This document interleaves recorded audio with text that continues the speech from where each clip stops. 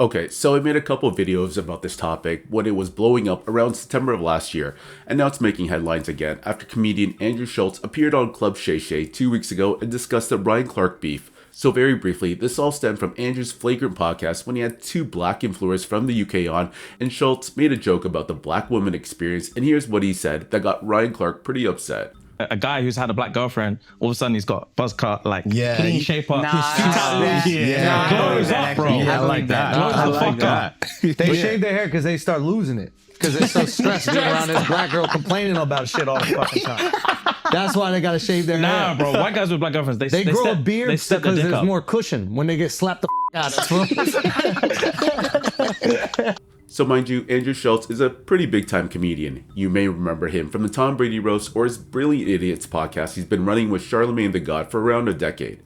Anyways, Ryan Clark back in September took issue with this joke from the comedian and went on a 5-minute soliloquy about what black women meant to him, all while somewhat painting Andrew Schulz as a racist for this joke. RC didn't flat out call him that, but he made a lot of implications with the words he chose in his response. So when you're sitting across from Andrew Schulz and he's talking about an experience that he can't understand because his wife is not black, you don't have the right to talk about that. You don't have the right to speak on something that you don't know, right? That said, so RC recently had Andrew Schulz on his Pivot podcast to confront the comedian and listen to their conversation surrounding the joke about black women, because midway through, you could tell things kind of get a little awkward and a little contentious between the two. You must think that I don't think that already about black women or all women, or you think that like I think that way about white women and don't about black women. So that's why I'm like, whoa, like. Yeah, I think what you're missing is. Does that make sense? And I want to say this in like the least combative way possible. Sure. You know, what you're missing is I don't care about you.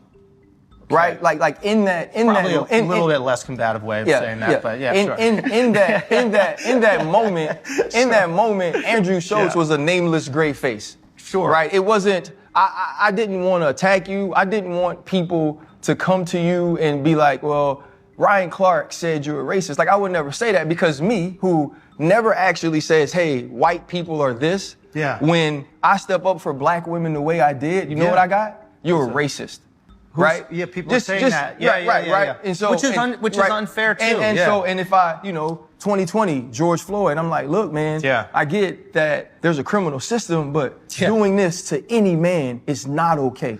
That's right. Yeah, you brought up the Alton Sterling thing too. But when you do that, right, from whether it's conservatives, Republicans, the right, white people in general, you're a racist. When I never, in any fact, ever say anything about my own color being superior to anybody, which is what racism stems from, right? And so I get what you're saying, that like I never painted you as anything, but as being somewhere, right? And I've dealt with this recently. When you are aware. Right? And when you do feel like you are compassionate and you do try to understand people, right? And they paint you as a certain thing, you feel that they paint you as a certain thing. Yeah. You're like, I'm not that, and that bothers me in some way. Did you feel like I did that about you, or you did that about me? No, I'm saying, because you keep saying I painted you some way, which I didn't. Right? I didn't say much about you. I didn't say, I thought that your juxtaposition, meaning the fact that you're like, let me explain what the black woman experience is for me, made me feel, it's just a feeling, like made me feel as if you thought that I didn't already know that. Have you dated black women before? Sure. And in your dating black women, did black women beat you? No, Ryan, I think you're missing the point here. Like, do you think that's what I think of black women? Maybe we should start there. No. Okay, so then here's the thing. Yeah. I don't know. So, well, that's different than no. Black women, right? I don't know, because I don't know you. What I do know is, in that moment, in this small clip I saw of Andrew Schulz, this is what he said. Now, let me tell you what I didn't say, right? Yes. I didn't say Andrew Schulz thinks that all black women are angry. I didn't say Andrew Schulz thinks that black women are abusive. I didn't say that Andrew Schulz is a racist. You didn't say racist, but, well, I don't want to. I never said that, right? And in my conversation, I spoke about the two men that were sitting with you, right? And here's what happens when you deal in the life that I deal in, right? When I say something about unarmed black people getting killed, what do I get? Well, what about black crime in Chicago? It's a red herring. Right, it's a red herring. It's used to distract and like kind of cut the legs out from your point. It's got to be very frustrating.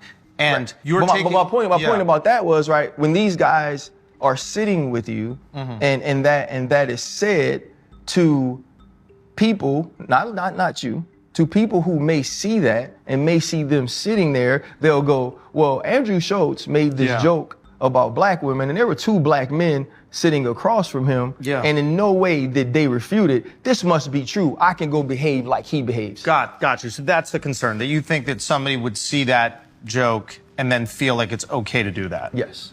Got it. So you felt you need to address it to thwart that so you could protect black women from experiencing that in the future. Andrew, too, man, it's like, as, you know, we talked about it, because I said, bro, I didn't even think it was going to be this big. It's part of any healing process, right?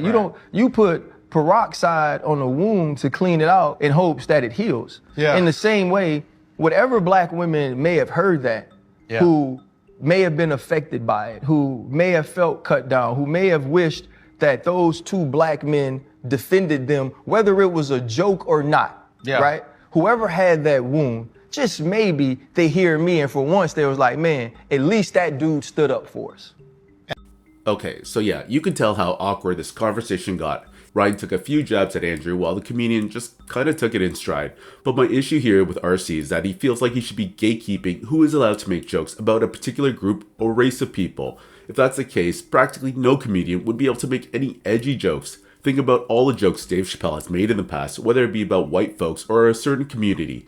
I guess in Ryan's mind, these aren't allowed because Dave is offending these groups. Mind you, this is the same person who made fun of Tua Tagovailoa about his weight. I'm curious if Ryan thought about the feelings of other overweight individuals when he made that joke. I know he's since apologized, but my point being is that RC is getting way too uptight about a joke made by a comedian. Anyways, what do y'all think about the conversation between the pair?